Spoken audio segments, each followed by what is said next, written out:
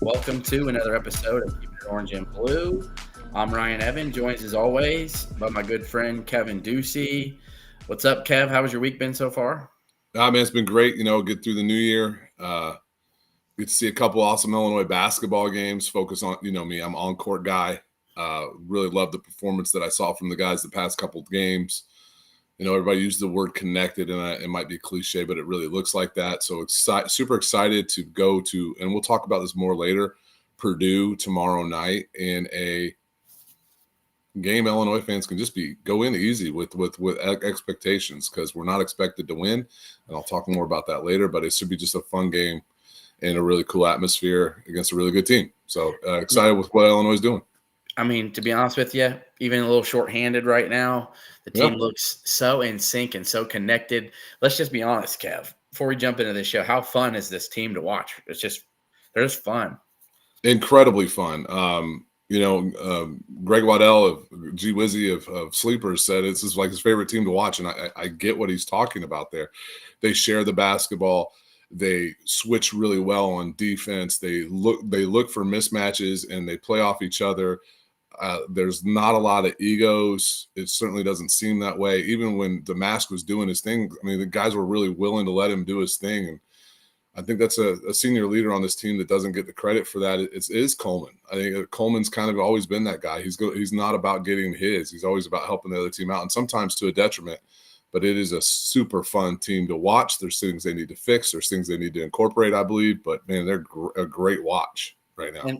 And as much as we're going to take probably the last 30 minutes of the show about this year's team, I'm a recruiting guy. Kev loves what's between the lines. I love what's between the lines, but what's about to be between the lines. So as a recruiting guy, things stick out at you, and people and players just you can't keep your eyes off of them. And before I introduce him, I've told you guys the story on this podcast a few times.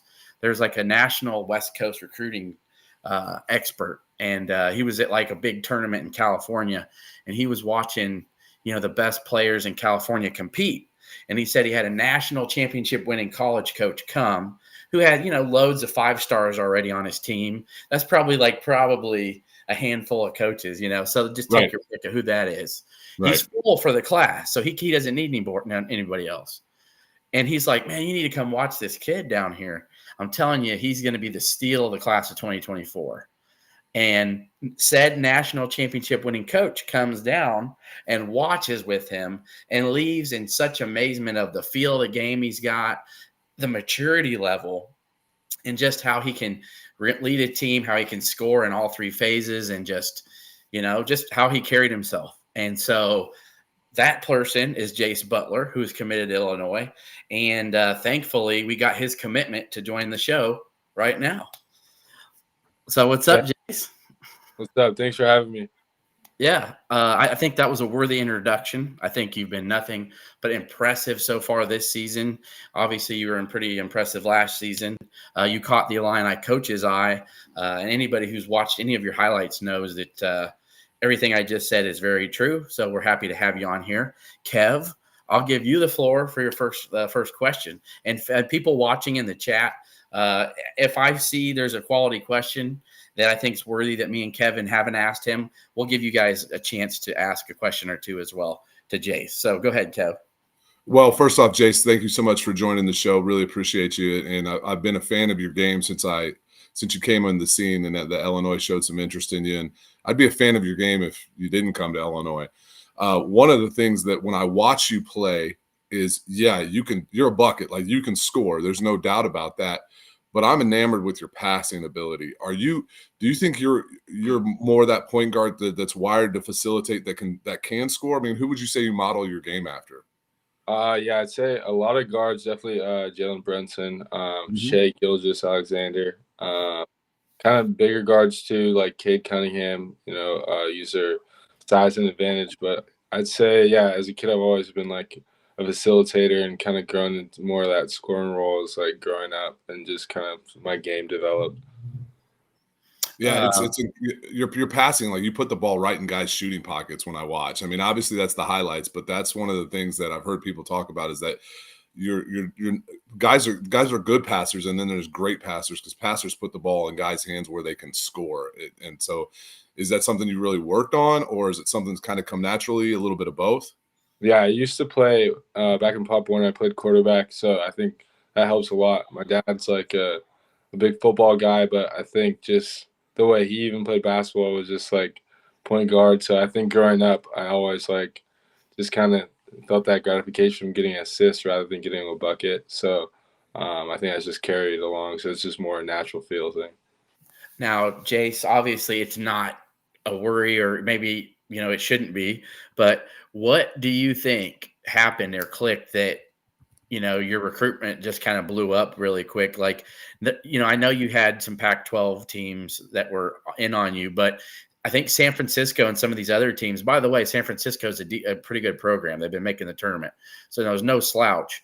But what do you think in your game clicked that all of a sudden maybe caught the eye of coaches, or what do you think maybe you started to improve on more the last year that really has made your game complete to where, you're a highly coveted player and somebody who's just soaring in the ranks of not just the numbers, but everybody who covers the game is just pretty much in love with your game. So what do you think happened? I'd say I put a lot of development in over the summer. Going into my junior year, I spent a lot of time with my dad just in the weight rooms, transforming my body. I was a little sophomore year, I was like on the shorter side. I grew a little bit. I was a little, had some baby fat. I kind of just grew into myself along with like puberty and the natural stuff. But I think my athleticism started to catch up with just my game, and then also I think just be able to shoot at a more consistent rate just helped. I think the coaches pull the trigger, and then I guess like different levels I started playing, like, getting seen in front of more and more people. I feel like my game's always been at a pretty good level, but as the platform changes, that definitely can do a lot of justice for you. Now, you talk about your body, and that's a great question to lead into. I mean, we're a little bit biased as being Illinois fans, but we think we got one of the best strength and conditioning coaches around in college basketball. And Coach Fletcher, was that something that enticed you, because you use your body really well? Like, I watch you, and he's probably a little old for you, but like, and Illinois fans are privy to this, is like your game reminds me of Darren Williams a little bit, in that how he would use his size and his advantage to get to places. So was Fletcher a part of the lure of coming to Illinois? Yeah, I'd say definitely. I think seeing what he's done with some of the players definitely enticed me. It was like another added piece of why I wanted to go here. Now let's transition to Illinois, the staff, along with Fletch. What was it about Illinois and maybe your vision of what you've seen from guards, maybe like Ayo Dosunmu, who has played at Illinois, and getting to know Underwood, and I believe was Chester Frazier the lead with you? Yeah. And what was it that about the Illini staff that drew you in to feel like, this is where I want to make my home for my college career? So far, I mean, there's not tons of California kids besides Coleman Hawkins who chose to come to Illinois. Like, it's a big leap, but obviously to play in the Big Ten, I suppose too. But what was it for you that just was like, this is where I want to be? Yeah, I'd say Frazier, he even showed interest. I think right after my sophomore year, he followed me on Twitter and DM'd me, just kind of like said he'll be keeping like track of me. And then going into my junior year, kind of just tracking me from afar. So he's always kind of shown like a little interest just around. And then so after my summer, I had a pretty good summer. During the summer, Frazier was kind of watching me. We keep building the relationship. And then right after Section 7, a high school event, he was still like really in big contact, starting to talk like a lot more often, really showed me their interest. That's when a lot of coaches were, but I think the thing that stuck out to me, Frazier was one of the first coaches to come and do like a home visit when you're allowed to with the players, and kind of just give me like the real. He always kept it, tell me how I'd fit and how it would work for me in the Big Ten. Just kind of works for bigger guards and how they play, and that really enticed me. And then getting to know the rest of the coaching staff, it just felt like it all makes sense. I mean, we sat down the film, broke down my film, how they play, and it just kind of felt like the more and more we kept talking and the relationship kept building, it felt like a no-brainer. How much did academics play into it? Because I noticed, like, if I'm correct, I remember like your final schools, I think Cal or Stanford or maybe both were in there. Obviously, premier academic institutions, in Illinois is definitely up there. I mean, you seem like a very intelligent young man. Was academics important as well? I'd say it is important, but I think ultimately, like, I was looking at the bigger picture, just kind of the complete package, and I felt like Illinois had more everything I was looking for in school outside of academics too.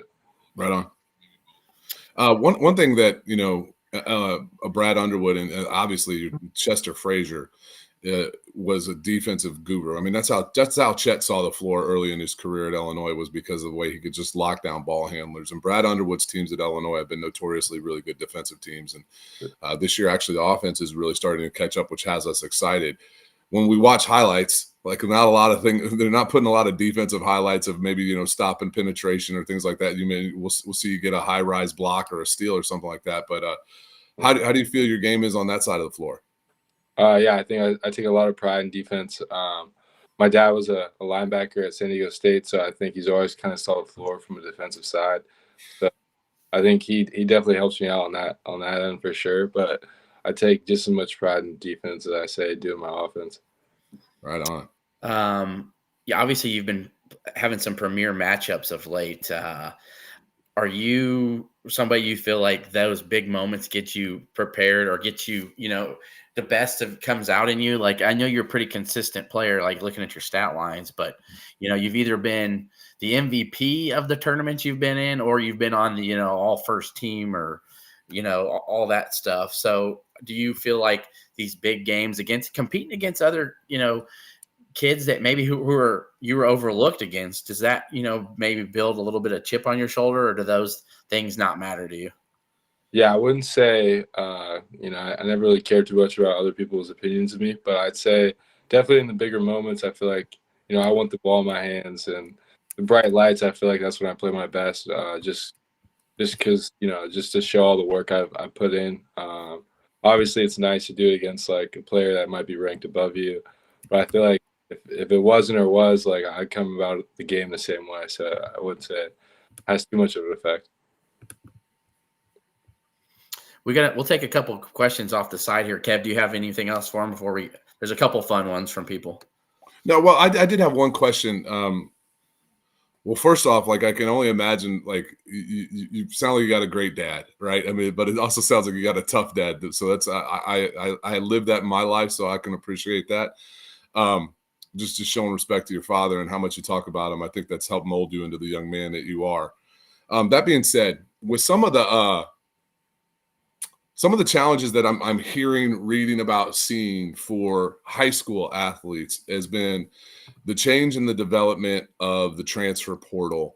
And along with that, the extra COVID year, that guys still get one more year. Like a guy like Coleman Hawkins can still play one more year at Illinois next year if he wants. I think that's a little bit silly. I think this should be the last year of it, but I don't make the rules. And so what that's seeing is we're seeing less and less freshmen come in and play or make an impact for teams, and teams are filling holes with transfer portal guys from mid majors and things like that. Is that anything that you're concerned about? I mean, or are you walking in with this as like, hey man, I'm patient, but I'm going to bust my butt and do whatever I can to get to see the floor. And if I'm not good enough right now, I'll just keep working. I mean, has the mindset changed amongst you guys at the high school level? I mean, because it seems like it's different. Yeah.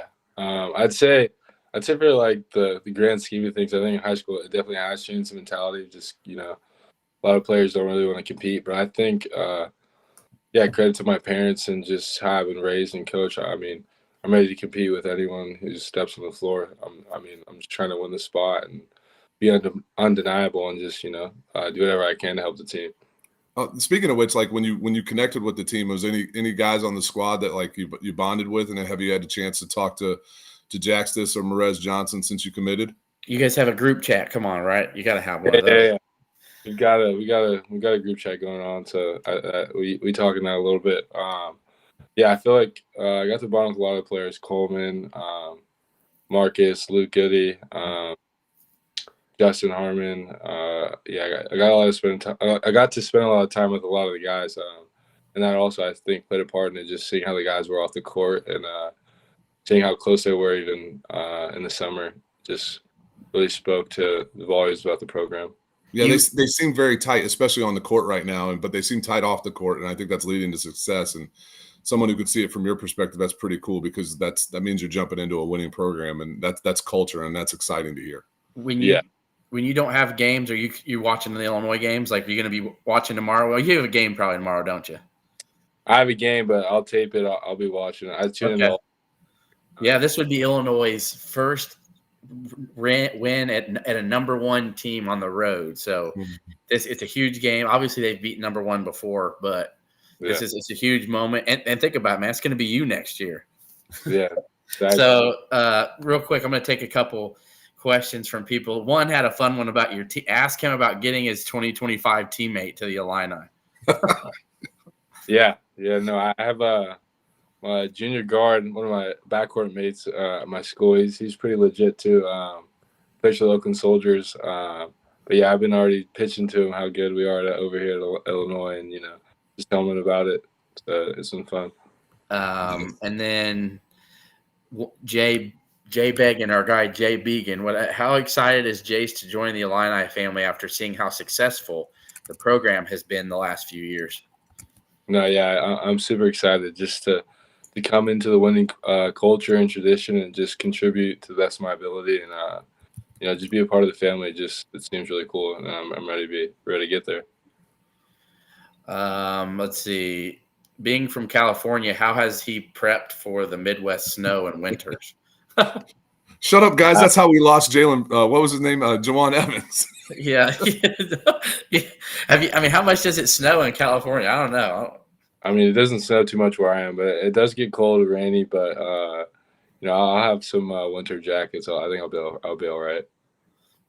You'll be inside working out and sweating. Yeah, you'll be putting in the work. It's let's see. So, hey, actually, Jace, this is really cool. We think about it tomorrow night, and Jay Billis did a thing where he broke down like his top 5 arenas in college basketball, and 2 of them were Big Ten arenas. And I frankly think he left off Mackey, and I bet if he's extended at State Farm Center and an environment will be top 15. So when you get to watch this game tomorrow night, you're gonna dude, that's an intense arena. That's gonna be a really cool environment when you get to play in some of these places. And I hope you're looking forward to that, because there's an aspect of that not everybody gets to experience, right? Yeah, for sure. I played in the University of San Francisco gym the other weekend, or last night actually. We just played, but I was just thinking back to when I took my visit to Champaign, and just the difference in arenas and just the levels. It was awesome to think about. Actually, too, and I'm sure that you thought about this. You'll be actually getting a chance to play in front of your family with it at USC and at UCLA, which is pretty fun. Like, your parents probably won't have to fly cross country for home. How, as of right now, do they have a plan on like how often they're wanting to come watch you play? I'm sure they're going to come to a couple games out in Illinois, but they'll definitely be all the West Coast, like Washington now and Oregon and UCLA, USC. So that's so awesome, man. That's so cool. That is one of the neat things about this expansion. And they'll be having to add Big Ten Network to the West Coast. Yeah. Yeah. So that'll be fun. Let's see.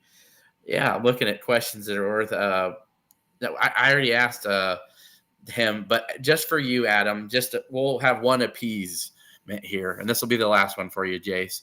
What about Brad Underwood made you want to commit and come to Illinois? Not just about meeting and getting to know Chester. What about Brad Underwood when you got to meet him? Meeting him. People make up Brad to seem like kind of a big scary guy, but I think just hanging out with him, spending time with him, he's a really good person. Cares for his players on and off the court, and seeing his bond with not even just the coaching staff and the players and everyone he interacts with. Everyone only had good things to say about him, and me talking to him personally, we were really connected.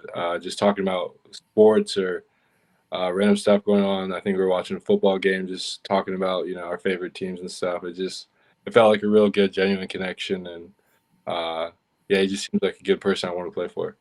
Yeah, it's you talked a lot about your dad in the show and your dad being a football player at San Diego State. I mean, there's inherent toughness that comes with that. I mean, I think that Brad Underwood is kind of like that tough dad. Like he loves you, right? And I got a chance to talk to Brad, and just like you said, was like one of the kindest, nicest, most humblest guys I've ever had a chance to speak with. But at the same time, he's like you guys. He's an intense competitor, and he wants to win, and that's where his fire comes out. And some people don't necessarily like it, and some people maybe like like yourself or myself are raised with a hard-nosed dad. We get it, like it's okay. That's I mean, yeah, yelling at me is no big deal. yeah, for sure. But at the end of the day, no matter how hard your parent is, they love you. So Exactly. wish you nothing but the best of luck, Jace, on the rest of your year. I appreciate you being so cordial and responding at times. I try my best to pick good moments to check in with you, but I know we're going to be keeping up with you. And everybody, if you don't follow him on X right now, for Jace Butler, and that's a good spot for you. And we always retweet your highlights and your updates. So don't you worry. We're going to make sure all the Illini fans keep in touch and can connect with what the heck you're doing out there. So we appreciate you, Jace. Yeah, for sure. Thank you guys for having me. Thank you for coming on, brother. Best luck. Prayers for health this season. All right. See you guys. Thank you. See ya. People, I'm telling you, go watch his highlights. This kid is the goods. He is probably the most slept on recruit from a rating standpoint that we've had in a long time. I mean, I wasn't saying it with him on the show, but everybody and their mom, including us a little bit. You know what? I'll be honest. Everybody was on the Mikey Lewis train for a while. You remember that? Good player. Remember that? We were talking about Mikey Lewis. Guess who Chester and Brad were like, we're good. Yep. Jace Butler wants to commit. Yeah, Jace Butler. Oh yeah, he's nice. He's all right. Yeah, he's cool. Yeah, Jace Butler wants to come. Yeah. Yeah. Well, the staff's like, no, we're good. We're good. Well, why did Mikey Lewis pick St. Mary's, or why did Mikey Lewis was he gonna pick Ole Miss? Why Illinois missed again, right? Like, nope. Same with the James Brown situation. I mean, the staff is, I think, learned some lessons and being more selective on the guys that they take. To be honest with you. Yeah, and I'm sorry, guys. I'm not asking about Pizza Hut. Like, seriously, like, come on, is that all you guys got? Like, asking about Pizza Hut Fight Club? Like, come on, man. Hey, man, his dad's a football player. Jason's got plenty of toughness. You watch his game; he's plenty tough. Like, plenty tough. I'm sure a lot of people on here just wanting to listen and talk about Shannon. That's fine. Send your mature adult questions if you can be a non-troll and have a real account with real names on it. That's fine. But if you can't, I'm just going to block you because I have the access to do that to where you cannot be seen on this chat, on this page. So I can do that, but let's be adults. Let's try. I know it's hard for some of us, but with that said, man, like I mentioned earlier, the team is just so fun to watch, and they're so unselfish and just so connected, and one thing, and we got to give our guy Coleman Hawkins some love here. So if you guys want to replay, watch the Northwestern game back just for fun because it's fun, but just watch Coleman Hawkins' defensive activity for a few minutes. Just go back and rewatch some of it. And just show you, like, he's a leader out there on the floor, especially defensively, about keeping guys connected in the right places. And he just does so much. So even when maybe the Northwestern guy got a putback dunk or was able to score a bucket on him, backing him down, he alters a lot of shots. He's blocking some shots. He's helping, on backside recover from guys, in baseline drives. He's helping keep guys where they are. Just go watch that. I'm going to give Coleman Hawkins some love. He's played great of late, but he's never the guy that anybody really talked about. It's like Shannon went off, Demosk went off. Man, did you guys see Harmon? Hit 4 or 5 threes in a row. He had 20, and then we're like, oh yeah, and Coleman was pretty good. But it's like Coleman is being rock. He's been steady. And if Illinois keep things up with how Coleman's been right now, especially taking open shots and knocking them down, I'm just loving the cohesion of this team, Kevin. Yeah, I'm with you there. And Coleman, like, you can go watch the plays that where he gets isolated on Boo Booey, right? And 99 out of 100 bigs in college basketball get baked by Bowie there. I mean, they just do.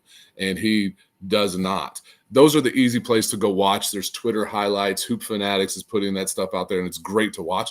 But like Ryan said, go watch the games. Go watch the game and just specifically watch the defensive possession where maybe Coleman's not highlighted, and watch how active he is. He just is, and Brad talked about it. He's really instinctual as a player. And some of his instincts, honestly, have led to some of the mistakes that drive Illinois fans nuts. He's made some passes where guys should be cutting there and they don't because his basketball IQ is off the charts. And I get where people gets frustrated with Coleman because of his antics. Like, if any of my buddies are watching this show tonight, they know, like, I was a super high emotional player. When I was younger, I would yell and scream. And so I kind of get him, and I'm okay with that. But, like, at least he shows he cares. But I think one of the guys that there's been a level of, like, maturity. Randy knows. Yeah. Yep. There's a maturity on this team. And I think a lot that comes from the older guys across the board. But, like, Quincy Guerriere is kind of like being like, hey, boys, we're all right. Like, he has just such a calmness to his game. Of course, not when he's ripping the rim off, but he's just got this, like, you watch him get rebounds. It's like, oh, I got it. Like, the ball's coming off. I just expect Quincy to go get it. It's just a really, really enjoyable team right now. That being said, we look ahead to Purdue, and there's some things there that concern me with Purdue. Obviously, what happens if Coleman does get in foul trouble? Because Coleman on the offensive end is going to give us the best chance to score by being on the floor and drawing Edey away from the basket, and it's going to hopefully give us some driving lanes. I don't know what Painter's going to do. I don't know if Painter might put this sounds absurd, but once Illinois gets into its half-court set, does he guard Ty Rodgers because Ty's not really a threat to shoot the three? It'll be this game is going to be fascinating from a matchup standpoint. And how does Illinois just let Edey get 38? I mean, I don't know if that's a problem. Like, if you just try and shut the water off of the Braden Smiths and the Foster Lawyers. But listen, we're coming in this game with house money. I do not expect to win this game. We're playing in arguably the toughest arena in the conference right now at the number one team on a Friday night. The only caveat that we have here is the students aren't for the full paint crew won't be full of students. That place is going to be literally drunk tomorrow night, and it is going to be loud. It's going to be super intense. I do expect these veteran guys to come and put up a fight. I don't expect us to win, but I expect us to put up a fight. It's just going to be fun to watch and see how we deal with what will be the two-time National Player of the Year. 9.5-point dog, right? Number one team in the country. Everybody's just crowning them the number one, at least for the regular season. They're non-con. They've earned that. They have the best non-conference record out there. Period. Yep, and nothing. And once Jeff Goodman says that he's already writing you off to win the Big Ten, I mean, what more do you need to play for? You just don't have a chance. So, really, they're just might as well just show up and go for it because, I mean, here's the thing. Northwestern has figured out how to beat Purdue. Okay. Let's say maybe you thought last year was a fluke. Okay, cool. Did they do it again this year? Yeah, same thing. Watch that game back again. If you want to, what Illinois is going to have a chance the same way they did last year. You got to have some length. And you got to have guys that can shoot it, but you also have to double team Zach Edey.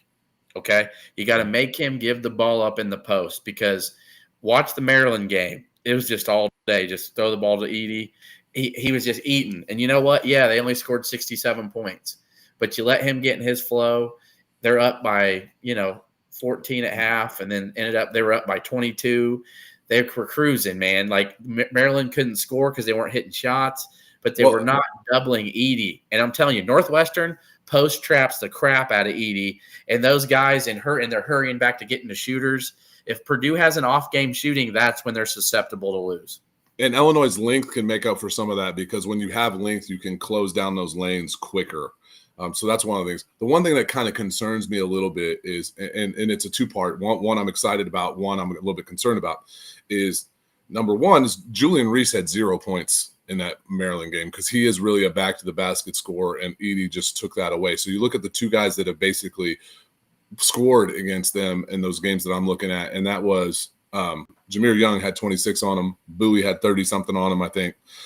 And Illinois doesn't really have a guy like that. We don't really have like a quick little guard to go and find space, but we do have a stretch five that can knock down some threes. So it's going to be really critical to keep Coleman on the floor. Maybe we put Gary Ayer on him. Maybe, we get some more time with Dane on him. It'll be just really interesting to see what we do there. And I agree with you. Flashing the news on doubling Edey and seeing if you can force him into some mistakes will be really critical. And then, hey, listen, if Illinois can open up some driving lanes by flexing Coleman out, you're much more likely to get Edey into a foul by having him coming over and helping than you are just going into him. Just going into him at Mackey, you're not going to get that call. But if you can get him to react and people can see those big, long arms reach out and touch somebody, that's where you're going to have a chance to get some foul calls on him. And obviously, Edey in foul trouble will be huge. And guess who's going to have to come out and guard Coleman Hawkins? I don't know. Yeah, that's what I said. I don't know. Edey's going to have to be the guy there. And that's what I'm saying, though. So they're not going to sit Edey because he has to go guard Coleman. Right. He's going to have to come out. And listen, you can knock the guy all you want. You can hate him because he's a Purdue Boilermaker or that you just think he's big. That dude is phenomenal. He has phenomenal footwork. He plays 30 minutes plus a game in big games. He's 7'4", 300 pounds. He gets up and down the floor. He doesn't take possessions off. Zach Edey is a phenomenal basketball player. I was so wrong on him 2 years ago when I thought he couldn't move. He has exceptional lateral quickness for a guy his size. And he's got a phenomenal touch in and around the rim. And he's a good free throw shooter. He's a really good free throw shooter for being that big. So he's an exceptional talent. He's not just big, folks. Don't say that. There's plenty of guys that Connor Vanover, 7'5". What did he do against us in the Missouri game? And I'm going to say this about our Kofi. By the way, congrats. Kofi's jersey's in the rafters. I'm super stoked for when they have that ceremony for him because he deserves it. But let me just tell you, Kofi wasn't one of those bigs. It was just a big guy either. And they battled, dude. And they battled. And they were pretty even Kofi's junior year and Edey's sophomore year. But it was just the foul. Kofi was in foul trouble. We can go into that. Kofi got concussed in the game at the Assembly Hall on Martin Luther King Day. Yeah. Assembly Hall. Just to see the progression of where Edey was then, because Kofi and him were on the same level, to be honest with you, in my opinion. But Kofi played more minutes than he did that year. But just to see the progression in his game is pretty impressive. But anyway, so I'm not one that says that I think Illinois doesn't have a chance. I think they have a good chance. I know. I just am not. Don't get me wrong. I think we have a chance to win the game. I just don't think I'm not walking in with that expectation. No, I'm not going to be upset if they lose either, because there's a lot of fans out here who, even if Illinois loses, it doesn't matter. It could be the number one team on the road, that they're bitter. You know what I mean? Like, if Illinois loses by 40 plus tomorrow, I will be bewildered. But I don't see that happening. But will you be flabbergasted? I might be flabbergasted. Hoodwinked, ballyhooed. I could definitely be hoodwinked. I don't know if I'll be melancholy though. But But anywho, house money from Randy, my man Randy Blunier. Hey, listen. Illinois, we talked about this on the show going into December, right? Our December schedule, we played every single team on December, and you can correct me if I'm wrong, but if there's one off that played in the NCAA tournament last year. Every single team that we played in December was an NCAA tournament team the year before, and then you throw Northwestern in on top of it. And we're continuing the trend to tomorrow, and then guess what? Then we get Michigan State Thursday, and guess what? Maryland Sunday. Well, and then we're number one in the nation in offensive efficiency since December 1st. Yeah, I mean, all the metrics love Illinois. Look at Torvik, look at Ken Palm, look at Net, look at Haslam metrics. They all love Illinois. Yeah. And Randy, our apologies, dear. We should have saw the eye and known. So Randy's our gal, not our guy. Oh my goodness, Randy! I saw. Listen, I didn't know that in your picture. Let's just be honest. A picture of a beautiful couple together doesn't tell me who which one it is. I'm sure we're not the first people that have made that mistake. So thanks for being here, Randy. We appreciate you.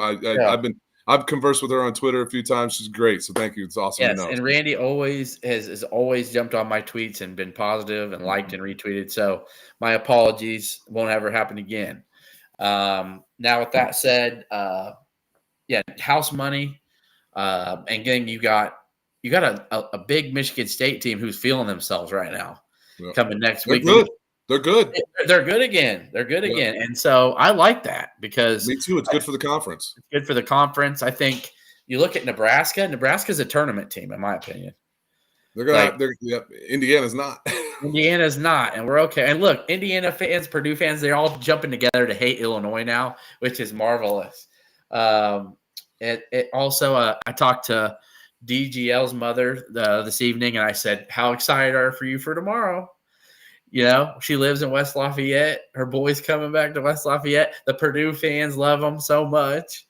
I said, "You're going to be in Mackey Arena with all that?" She said she doesn't know, but his dad will be there, and she wants to go. But it's if she doesn't, she said she's only going to go if Dre says, "Mom, I need you there." She said she ain't going. And Michigan losing as someone who's, we both of our experience in life, Ryan, we've dealt with the outside noise. Sometimes you just got to turn it off and do what's right for you and your family. Haters are going to hate. Just let them do it. And Minnesota looking like they're trying to be for real. Moved to 11-3, and Michigan showing you how bad they really are. Michigan sucks. That's a bad basketball team right now, and I don't get it because I watched their first couple games this season and thought they were good. They're bad. It's bad there. You want to talk about connected versus disconnected? That's a disconnected team right there. And Doug McDaniel's a bucket, but couldn't guard me.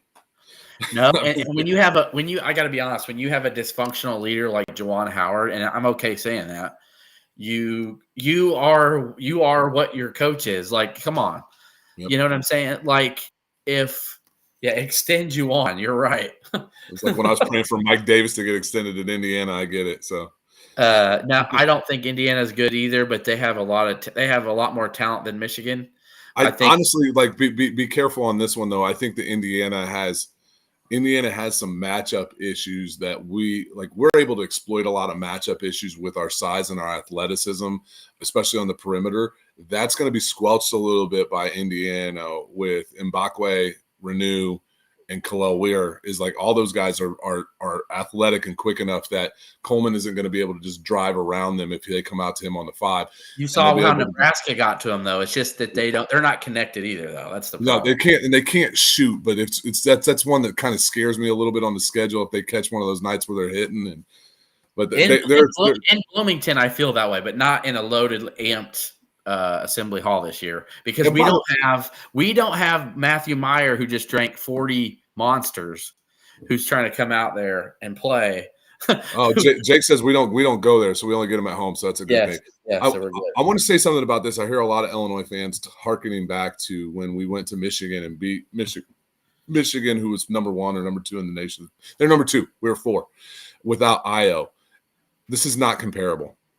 Okay, and the reason for that is there were 7 people in attendance for that game because it was during the COVID season. That's right. Going into Mackey with a hostile arena like that, this is going to be completely different. The most recent game that I think we can put this into perspective, and then I know we can talk to TSJ stuff, is last year when we went to Indiana without Terrence. And speaking of Matt Meyer, he had a really good game that game and kind of carried us, and we pushed him to the end. So that's probably the closest I can think in recent memory. Indiana was a 4 seed. We were a 9. I think that there's probably I think Purdue's a 1 seed right now. We're probably on the 3 line. So it's somewhat comparable. It's a little bit different. I think we're a lot better than we were last year, and I think Purdue's a lot better than Indiana was last year. But that's as close to the comparison. Barry, are you this bossy at home? We're getting to it. All right. He's like, yeah, that's great. You had a great day, guys. Let's talk about Shannon. Okay. Well, dude, he's a first-team All-American so far this season, and he's not on the team right now, and that's what people want to talk about. So yes, and we are. And Barry, come on, you know me. I got a sense of humor for days. And I got thick skin. So, this is my skin. It's so thick. I can handle it. But yeah, I love the booty ball optimistic baloney from Chris Collins.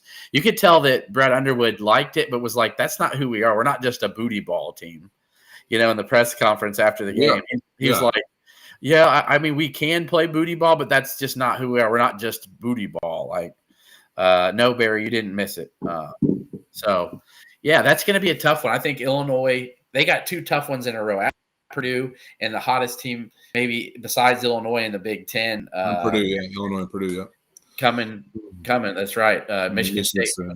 So let's get to the Shannon stuff. I'll let you, Kev, take the floor, and then I'll finish off and elaborate anything hanging from what you have heard recently. And just remember, Kevin talks to different people than me, and we combined our info. But we also have 1 or 2 people that do talk to each other. And Kevin keeps up to date with all kinds of different people and things. It's not just, I read a message board. There's other things at play. So there's reasons to be optimistic, and I'll let Kev, you go ahead and start, and then I'll finish up.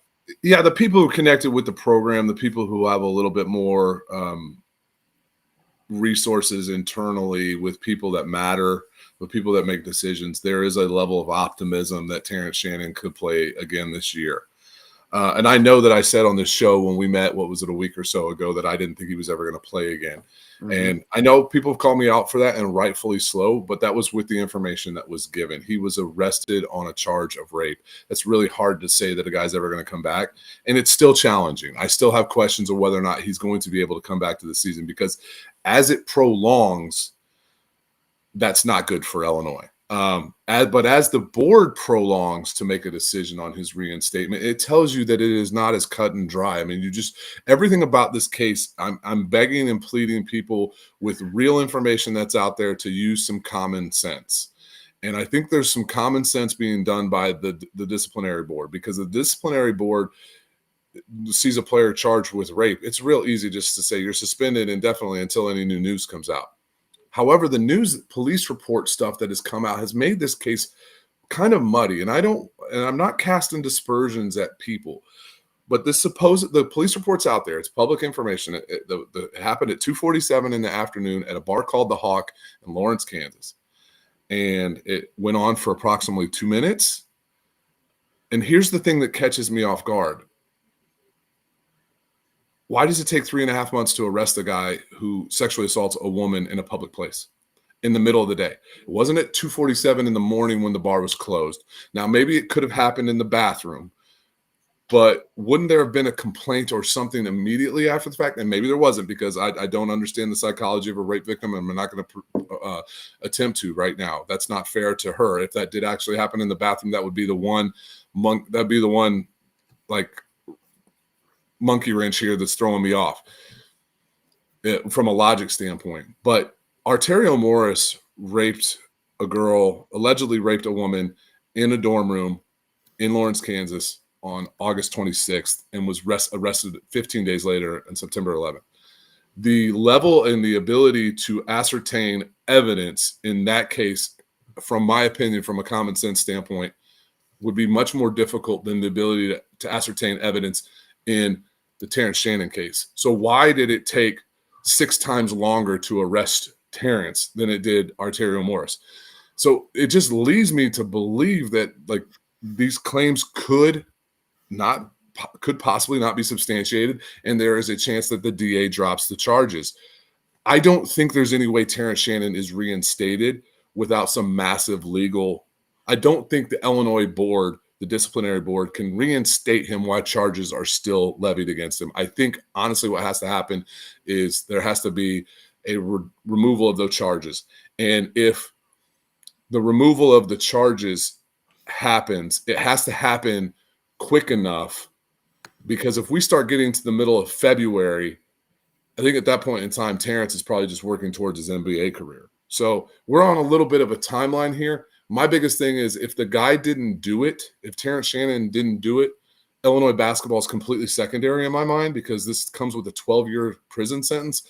And I'm more worried about Terrence Shannon Jr., the human being, if he didn't do it, than I am about Illinois basketball. And I'll stand by that. So, and Jake asks, have you guys heard that Bill Self is assisting TSJ? Yes, there's been rumor mills around that. I don't know. I can't substantiate what that really means. Yep. Kevin, and I get why Kevin's not just focusing on the hearsay, but he's heard enough positive, optimistic things Yes. behind the scenes that things are trending towards Shannon being able to play at some point this year. From me and my perspective and my tweet, I can't say 100% if they're going to make some sort of announcement about like that review panel, but I know behind the scenes a lot more things are happening. Like, people sent me all this. I didn't even realize that they took Shannon's jersey off the NIL store. It's back up, and so there's little things like that. And then Shannon's social media accounts coming back. They were deactivated. His mother being more vocal and just all of a sudden super happy and supportive of the program when they were, she was quiet for a while. I think, there's no reason for her necessarily to be happy about anything right now with all that crap going on. But with everything that I'm being told, that behind the scenes, it's not just, we have some real good hope. I think there's more than just optimism. I think it's a belief that Shannon will be back at some time. It's actual belief. And I'm not talking about March either. So I think that January 18th court date, I think there's things that they believe are trending because that judge could easily drop whatever, like once he sees that there's no evidence, that whole rape charge could just be dismissed like that and tossed. There's no reason to have such a serious charge like that with no evidence, with no witnesses. Also, remember Kevin McCullough, Justin Harmon was there, possibly Hunter Dickinson. Hunter Dickinson. Those people will have to be called to testify if for witnesses for this. And I'm being told that I don't think KU wants to participate in all that. I don't think KU's wanting to get involved and have their players had to go on trial and deal with all that baloney and be questioned. And they had a season they're going through right now, and so that's just a lot of malarkey, a lot of baloney. So I think that 18th, the court date for Terrence Shannon in literally 2 weeks from today, I think that's where, their optimism and belief is really lying because from everything I'm being told, it's trending to be a positive of at least the biggest charge isn't going to hold up and either get tossed or dismissed. I've never heard that this girl is going to come out and just drop the charges though. So I want that to be, yeah. And another thing in that police report, you've called it out too, Kev. How could the felony charge not be alcohol related, but the sexual misdemeanor be in this? Remember, this all happened in a 2-minute stretch, but then the sexual battery be drug or alcohol related all of a sudden. Does Terrence Shannon drink? I mean, like, we have a guy who's meticulous about his workout habits. Alcohol is not healthy for you. Is that healthy? And I want to address some of these questions here, like Austin Holman. That's what I've heard. I'm not going to substantiate those rumors. Yes, I've heard that. This is a serious charge that could be led down to a plea. I will tell you this. Yes, that's possible. If Terrence Shannon pleads to any kind of sexual misconduct, his career at Illinois is over. We have a no tolerance policy for that. It have to be a plea to a lesser, it'd have to be like a simple battery charge, not sexual. Correct. I don't know how old the woman was. Why was the police report so sloppy? I don't know. And then somebody says, yeah, he drank cinema cams. I'm not saying he didn't. I just said I don't know. I didn't even make an assumption. So, and I don't know if it certainly sounds like authorities were called to the scene because it was supposedly reported 28 seconds after it started and 2 minutes before it ended on the police report. So, you tell me. To be honest, that whole the sloppiness of this, I would guarantee you the police were not called to the scene. I would guarantee you because if they were, then they not only does that show the incompetence of the police force there, and I'm okay saying that, but it goes to show that it's even more inexcusable to file charges almost 4 months later. So, Mark asked, "Will the committee announce soon?" And if they do, Mark, it will be the suspension will be just indefinite. They'll just continue with indefinite suspension, is my guess. Because, like I said, I do not think they can reinstate Terrence Shannon without, like Ryan said, either charges being completely dropped or plead down to a lesser than sexual assault. Yeah. A simple battery misdemeanor, honestly, I think they would just honor his suspension that he's already missed a bunch of games at that point. Right. I don't assume them just again, and we're just assuming, but I'm just wanting everybody to know that the direction of this looked very dire, and things from everybody that I trust around the program, it seems to be trending in a very good light. And again, it's belief, not optimism. I want that. Right. I want that to be known. That the belief is that Shannon will play again this year, and I'm perfectly okay being wrong last week and saying 99.9. But remember, I left a percentage because in case things were dropped, right? In case something's dropped or something drastic changes in the case. Well, I'm pretty sure that's pretty drastic, right, Kev? Yeah, absolutely. And there's obviously lawyers are working behind the scenes on both sides to figure out a resolution here. From what I see, and like I'm not privy to everything. The DA does not want to go to trial with this, so they don't want to go to trial with this. Yeah, because there's nothing. They don't have anything. And Illinois doesn't want to go to trial with this, but damn it, if that's what it takes for Terrence to clear his name, I want him to go. I'll say it over and over again. Like it just at the end of the day, I talked about congruent behavior. But he gets his whole name cleared for the rest of his life. I could sleep at night, you know? And I guarantee somebody asked about what is he in basketball shape. Like there's a difference between game shape, but the dude, I guarantee the dude is in the gym working hard. It's probably the only reprieve he has right now as he's dealing with the fear of, Ryan asked, how's he doing as a person? I don't know. I mean, I tried to ask Dre, but like, dude, I talked to Dre one time on the show here. If I'm him, I'm not giving me any information. It's not like we're boys. Yeah. So, I know that some of the players definitely took it very hard. I know Justin Harmon, who was with them there, who I was told from people very close to him, who have befriended TSJ and Harmon that, he was sitting there saying, like, this could have been me, man. Yep. Like, I could have had this happen to me. So I know some of these guys are playing for Shannon. And if you've noticed, Justin Harmon's taking his game up a notch. Just a little bit. Like, you know what they say, from 0 to 100 real quick? Well. Wait a second. Can we talk about that in the last two games? I think he's 7 for 11 from 3 in the last two games with 4 of the worst misses and 7 of the prettiest makes I've ever. It's like, what? He's had 2 air balls, right? Yeah, and one that was just like, and then the other 4 have just been drained. So it's kind of funny. Hey, and Nathan Durst, you didn't have to sneak into Cams when you were 18 because you weren't at Illinois there, but I guarantee I drank enough at Cams and COs and White Horse underage for the both of us. So, and Jake, my guess with the Illini committee is because he still has a huge, like a class 1 felony looming on him, and if let's say they do reinstate him, okay. And then let's say he ends up taking a plea to something. Like they're like, why did we? Right, they can't do that.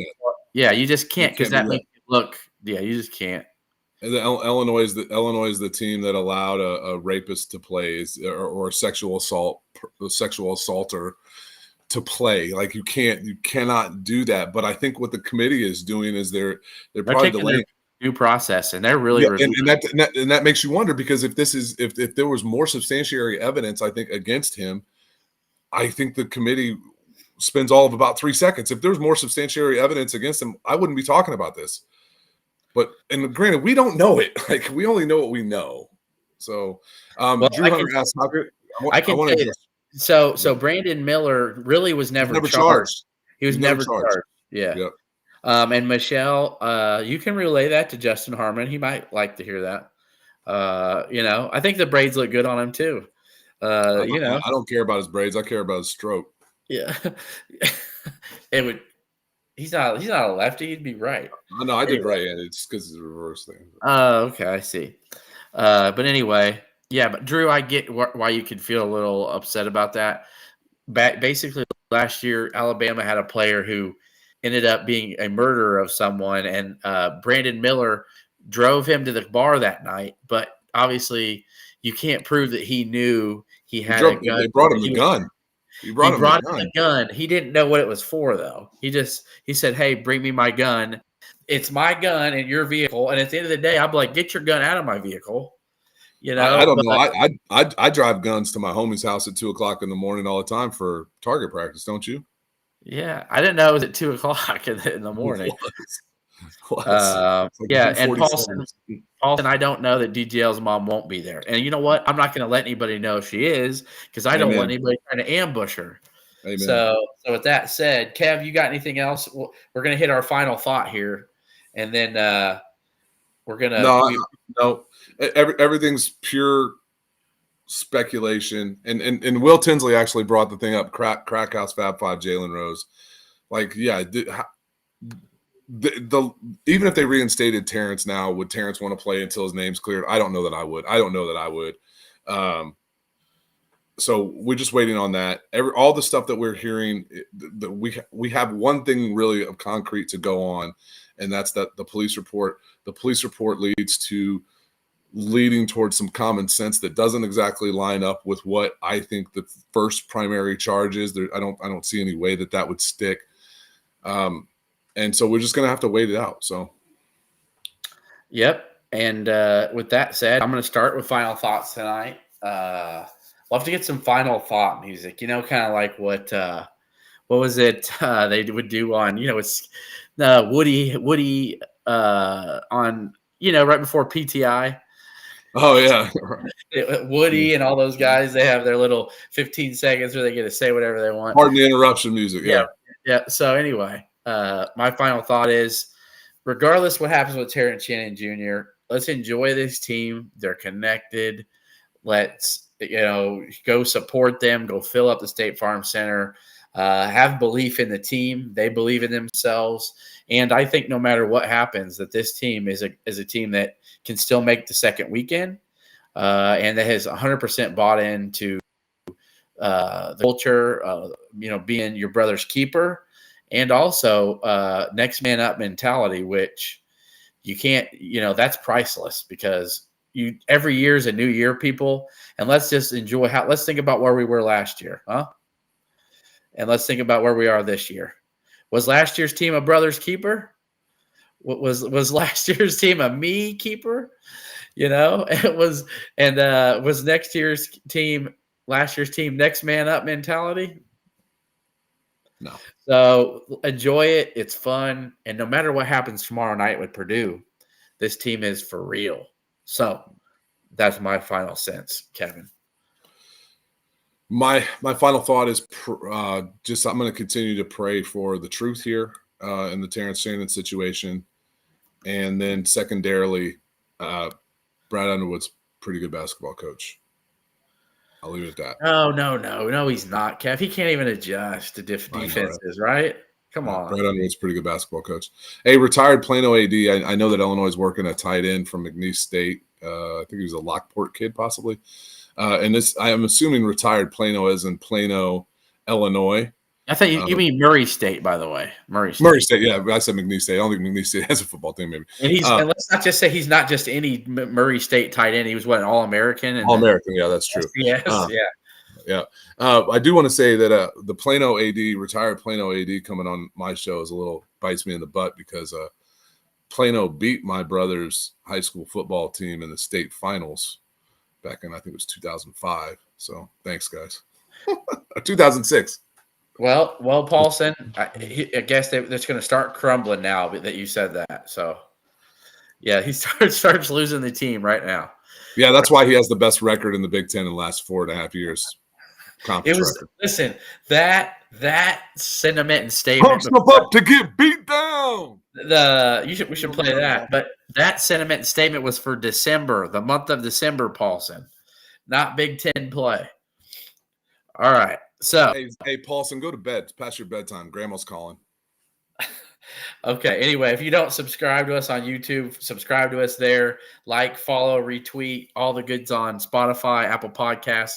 rate, review, all that good stuff. With that being said, Swami out. One quick thing.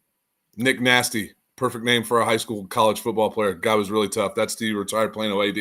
ILL. INI.